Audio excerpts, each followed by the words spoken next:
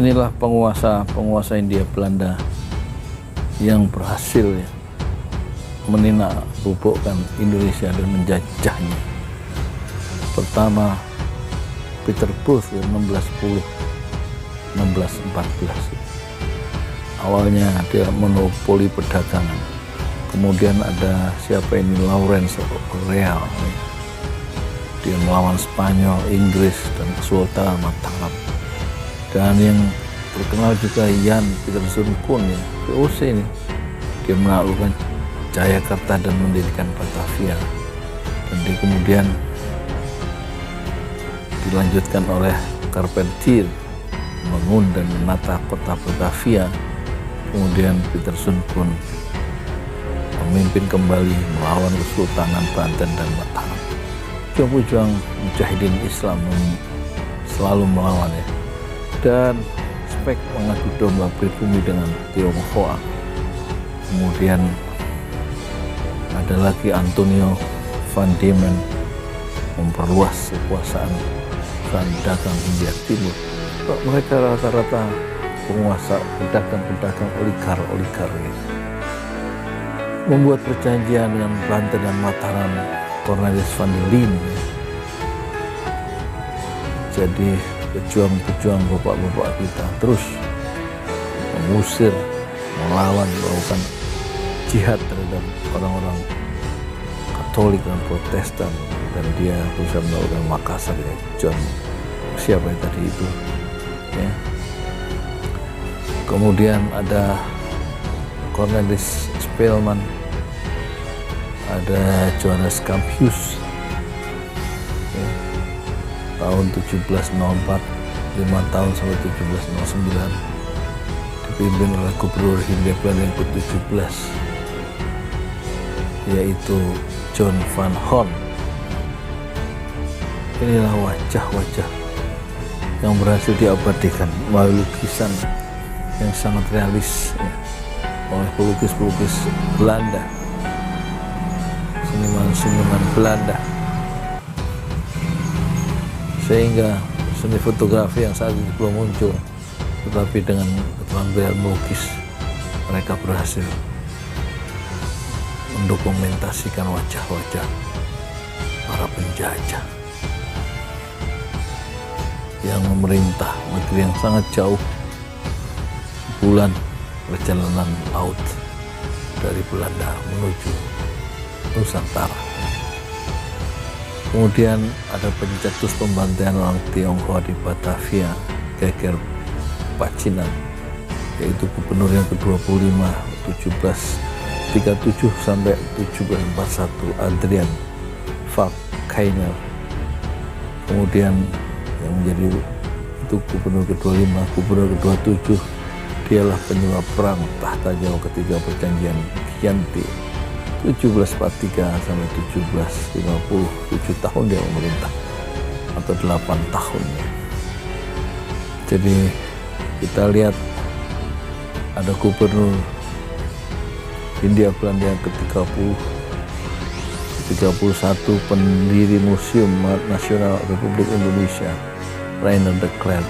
Ya, ini berarti dia mencintai ilmu pengetahuan, bukan semata-mata pedagang ya. Kemudian ada Peter Gerardus van Overstraten membangun gedung Istana Negara yang kemudian dipakai oleh Bung Karno untuk pidato pertama kali setelah Perang Revolusi 4 tahun ya, Perang Kemerdekaan, dipakai untuk pidato pertama kali oleh Bung Karno pada tahun 1949. Kemudian ada peralihan kekuasaan VOC kepada Belanda di bawah Napoleon ya. Napoleon ini Belanda dikuasai oleh Perancis. Berarti mereka adalah penguasa dari Perancis saat Perancis menguasai atau menaklukkan Belanda. Daendels 3 tahun dia kerja rodi membangun jalan pos Anyer sampai Jawa Timur. Kemudian Lord Minto Inggris, kita dikuasai selain oleh Belanda, oleh Perancis juga oleh Inggris. Yang terkenal tentu adalah Thomas Stamford Raffles, penyelidik flora dan fauna dan meneliti peninggalan kuno. Dia seorang yang cintai ilmu di samping kekuasaannya. Kemudian Van der Capellen, penguasa yang ke-41, memajukan pertanian, pendidikan, dan kesehatan. Berarti mulai muncul ini ya, politik etis ya. Ada Van den Bosch yang memaksakan tanam paksa. Orang yang gubernur yang bertangan besi, kebijakan tanam paksa. Kemudian ada lagi yang menuntaskan perang patri, yaitu gubernur yang ke-45, yaitu Dominic Jacques de Iren. Kemudian ada penguasa yang ke-47 gubernur Hindia Belanda, yaitu Peter Merkus. Dan kemudian ada yang ke-berapa ini, ke-48, tidak ada gambarnya, namanya Jan Cornelis Lyons. Kemudian ada pembukaan tambang batubara pertama di Pengaron, itu di bawah kebijakan politik Gubernur Jan Jacob Rohusen. Dan kita sekarang tahu ya, penguasa-penguasa Belanda itu ada juga yang tercerahkan ya, seperti Raffles, ya, seperti pendiri museum tadi, ya. Melarang praktek perbudakan gubernur yang ke-50 Charles Ferdinand, ya. Kemudian ada gubernur yang ke-52 De Bel, melancarkan reformasi liberal dan membangun jalur kereta api pertama 1861 sampai 1866.